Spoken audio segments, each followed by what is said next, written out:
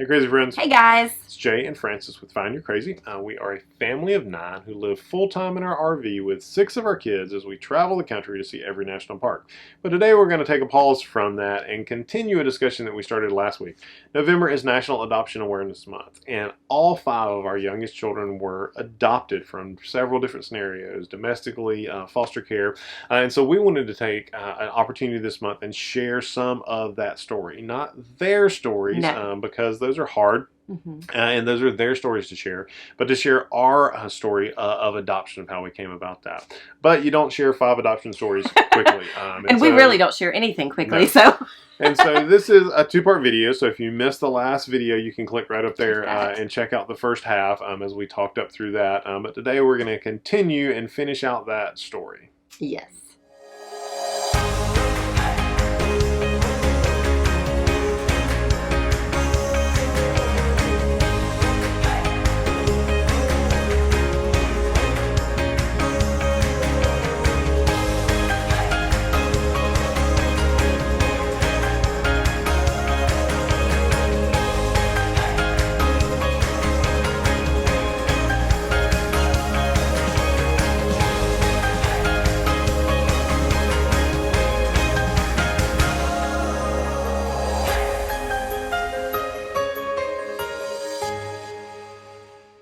So in our last video, we kind of started from the beginning of our marriage through how God opened up us to adoption, and then how we started that process in the foster care system, and how we adopted Christopher, Sky, and Joseph through foster care.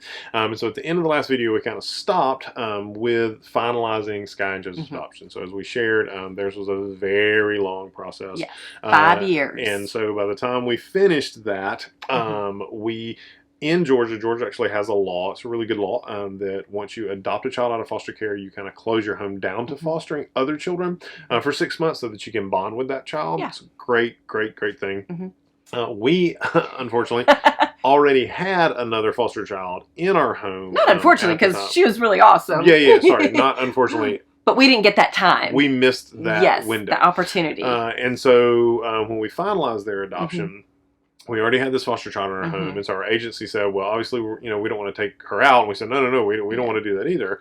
But we began to start talking about what that looked like next for us in foster care, because at that time, we actually had so many under a certain age that we actually already had to have a waiver from the state to keep the extra one that we had.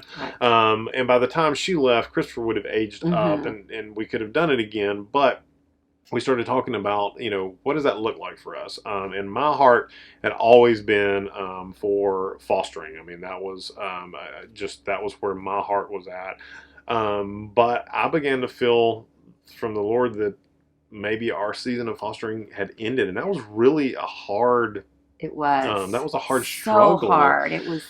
For us to talk through, just because. But our children also, we also have always kind of kept it open to the family, that it isn't just Jay and I's decision, but we continually kept it before our big girls who were growing up now. They were in the youth group. They were getting older. Our other children that were in there. And I remember us at the kitchen table having a discussion about what we wanted to do. And unanimously, our children said that they wanted to stop doing that for now. Not because it was negative, but just because having caseworkers in your home, going to court all the time, it was just kind of a revolving door in our home of just unknown and who's coming next and when are we have this visit, and it just is a lot more than just caring for children. You really have a whole lot more that you have to deal with, and so our kids were just ready for it just to be us and just for us to kind of feel what it was like to just be family.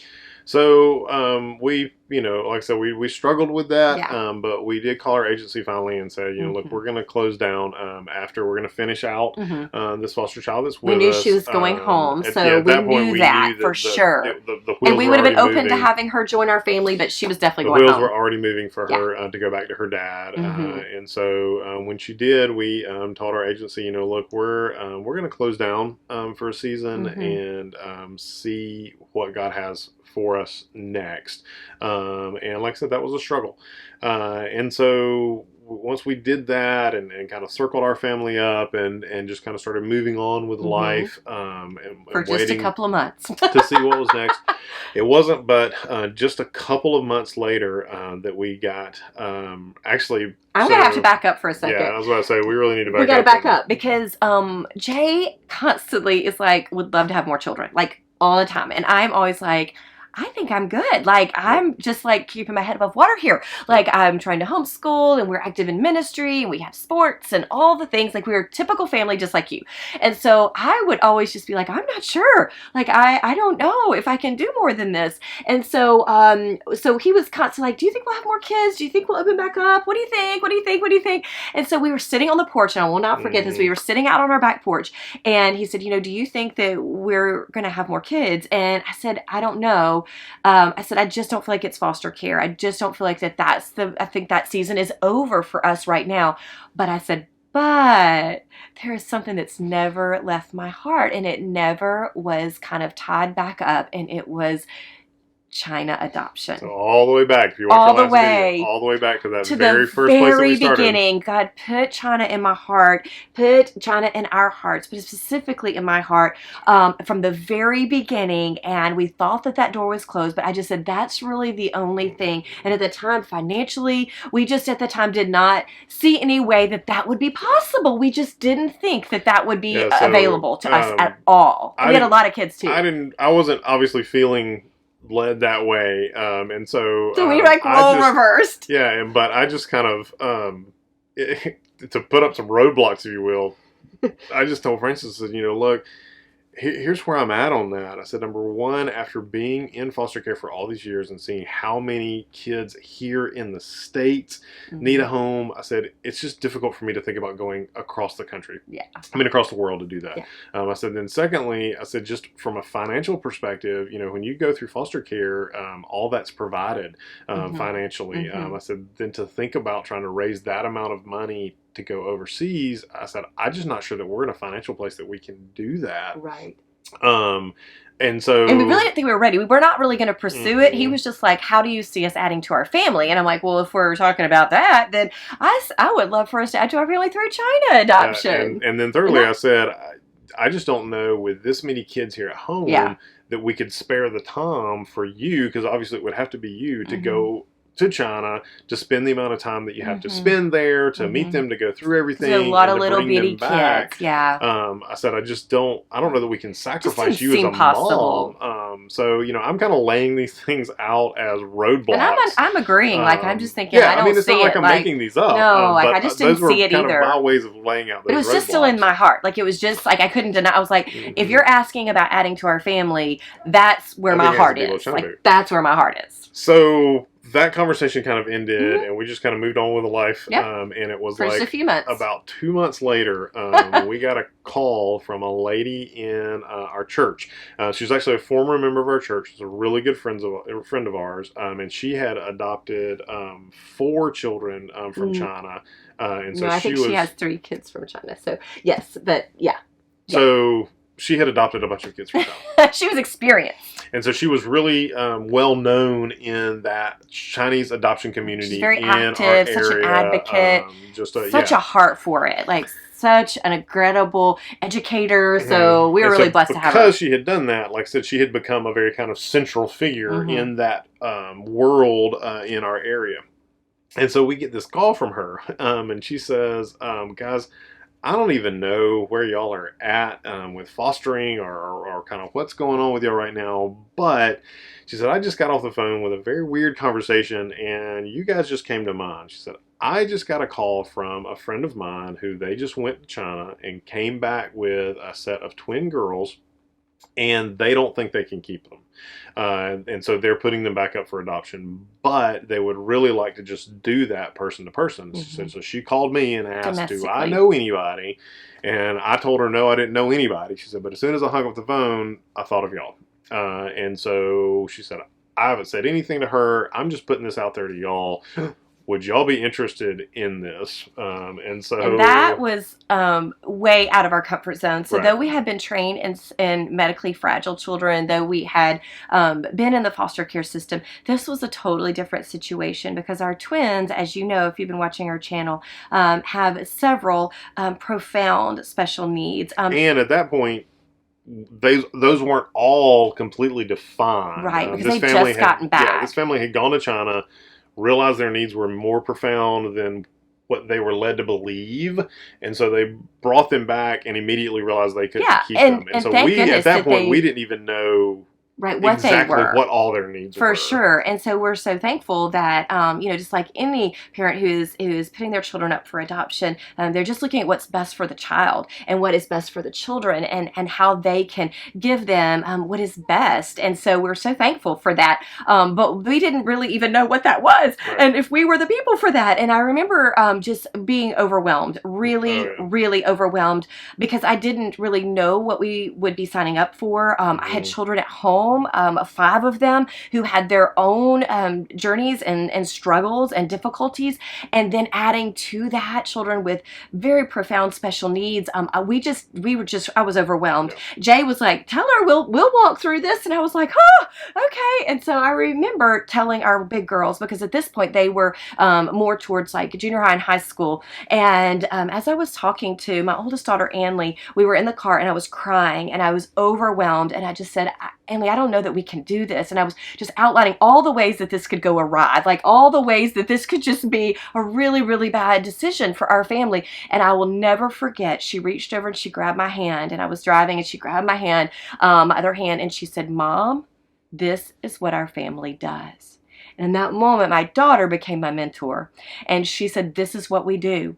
And she knew from the very beginning that we were supposed to. And she has this incredible bond with the twins that is just unexplainable, because she just knew in that moment that that's what we were called to do. And so we let her know that we would begin this process. And so it was a long process. It was very different. And we just kind of a slow process. Yeah. I mean, again, one of the things that we've kind of done through our entire foster and adoption journey is always be willing to take the next step. Yes, that's one thing. Not the whole thing. Like you don't have to commit to the whole thing. Yeah. Like, we're willing to take a next step and see what God does Just in see that. what And happens. So in this, we're willing to have a phone call with this family. We did that. And we did that. And then we met them. We said, okay, we're willing to meet you guys, and meet your family and meet the twins, and let our kids meet the twins, and then we're willing to let them come over and spend the night. And so we just, so it was a process. It was a process, because we were just always willing to. And we had a counselor in between step. that was working with us, so we were in like a transitional counseling, and so it was just kind of a different process, because in foster care,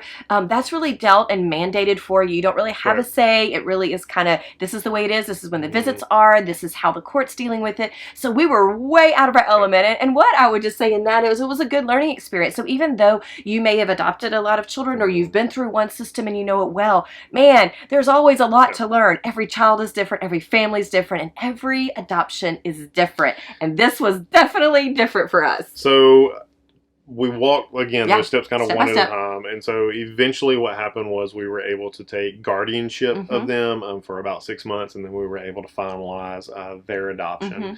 And what was really neat about that is, so you back up to our conversation on the porch where I kind of laid out all those roadblocks.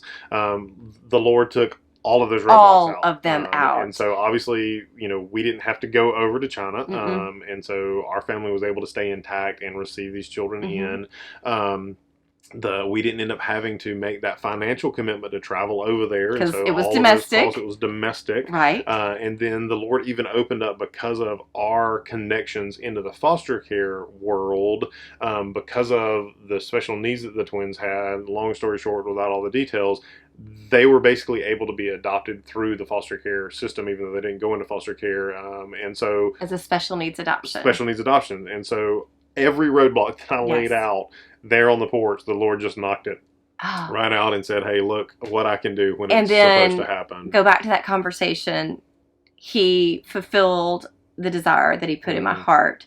that we questioned because every door seemed to be closing. When we first started, as we shared in the last video, it was door after door after door that just seemed that we were knocking on. Right. That was a dark time for me, for us, just trying to discern God's will, his voice, and really questioning, do we even hear him? Like we believe he's leading this. And so, here I had this desire in my heart, but I thought, well, maybe I just want it. Like maybe it's just me and this is just something I want.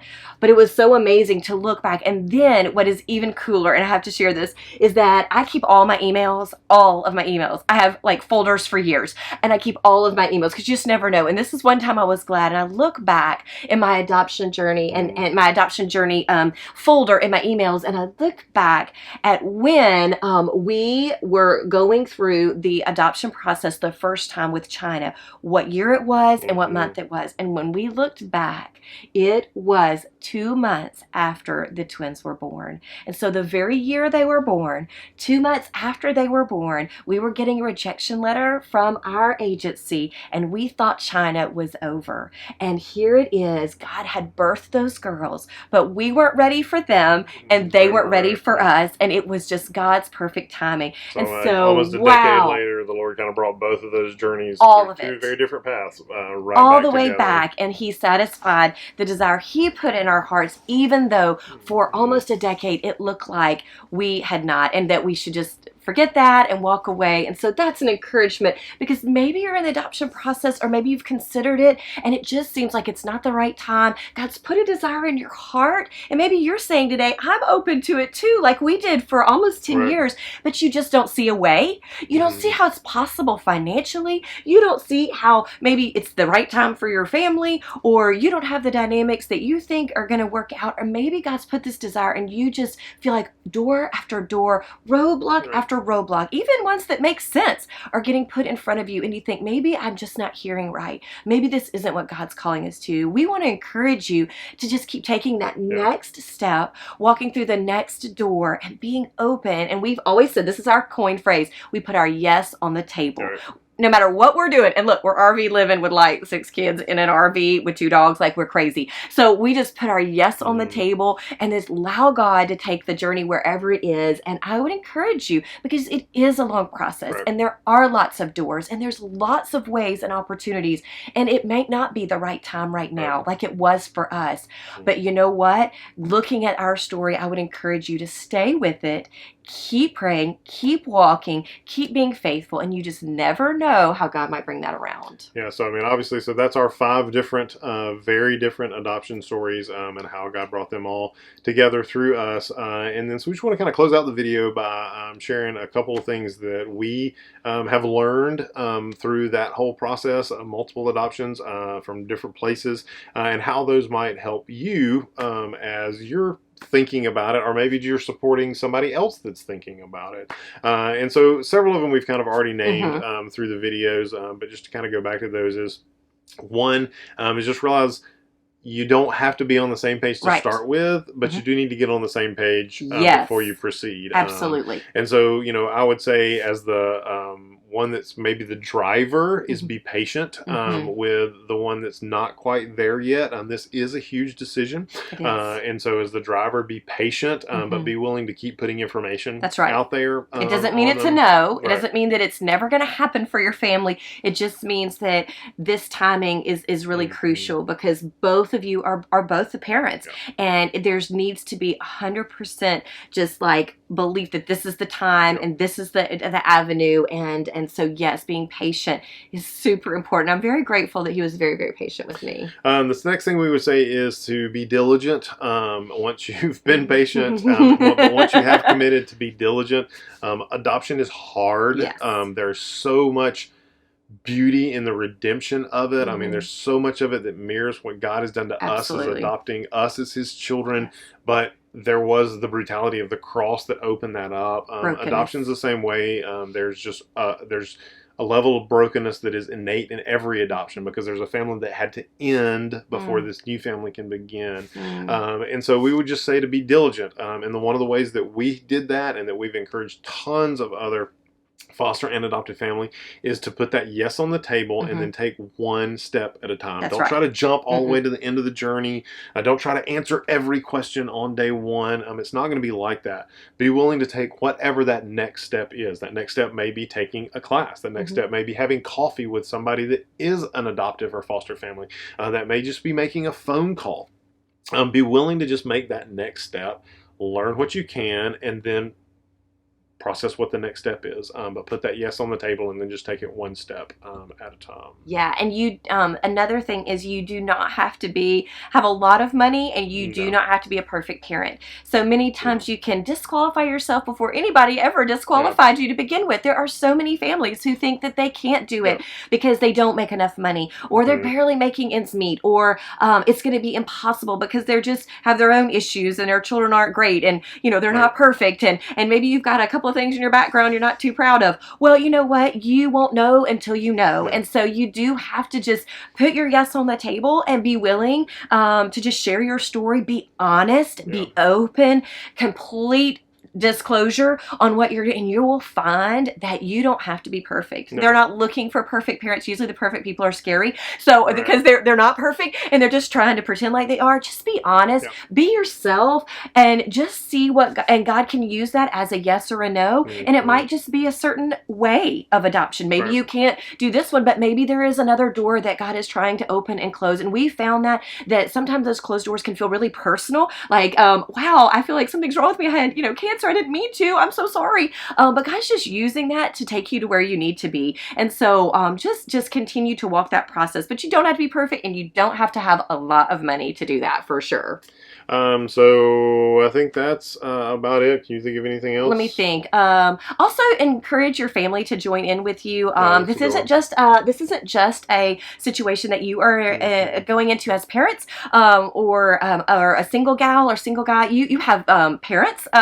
You have aunts and uncles that are going to be joining into this. You have church family is going to be supporting. You do, and you have children, or maybe even if you don't, you do have extended family that's walking through this with you. So I would say be really patient with them. Not everybody's going to join at the same time with the same excitement. They're going to have questions, and they are going to need some help coming along the journey. Have a lot of grace, because everybody joins this journey at a different pace. And so it can be easy to be frustrated with your family that they have questions, and maybe you think, well, you're not being very open, or you're being this.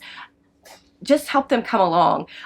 This is a great opportunity for education, because we have found that even as people have emailed us, has called us, or even people at the grocery store, they will ask us questions. We can choose to be offended by that, or we can choose to have that as an opportunity. So an offense or an opportunity, you get to choose. And we choose that as an opportunity to educate somebody who might be a potential foster parent. You never know who you're going to meet, who's going to be impacted. One of my dearest friends just began to help me as I traveled in speaking, and one night she had a little boy like TT all over her who was a foster child of ours, and she realized in that moment, she laughed and she said, I think I can do this. And now she has been an incredible foster parent. And so, you never know how you take the opportunities to answer questions about your family. Be an example of grace and welcomeness, so that you can help others along the journey as well. And so I would say just be willing to take other people on your journey and have lots of grace for yourself, for your children, and for your extended family and friends. And I think that's it. Well, that's it for our journey. But you might have questions. Wait, but you might have questions. And so if you have a question, you can drop that in the comment box. Or one of the ways that you can more privately get in touch with us is on our Facebook page or our Instagram. And you can message us there. And that way you and I or Jay and you can have a conversation that you might not want everybody else to know about. So don't feel pressured to have to leave it in the comments. Check us out on social media at Find Your Crazy, which is our Facebook page, or Find Your Crazy Journey, which is our Instagram page. And both of those you can more privately get in touch with us so that we can answer questions you have, or maybe just to connect with another foster or adoptive family. So that's it for this video. If you want to subscribe to our channel, we would love for you to do that. You can check out, if you missed the first part of this video, you can check it out by clicking right down there as well, so that you get the whole story of this journey. And we hope that you'll go out and we hope that you'll invest in adoption somehow this month. That may not mean your family taking that next step, but it may be writing a card to an adoptive family to encourage them, taking them a meal, or just saying a prayer for them. You can support foster care and adoption wherever you're at right now. So until next time, bye guys. see you guys.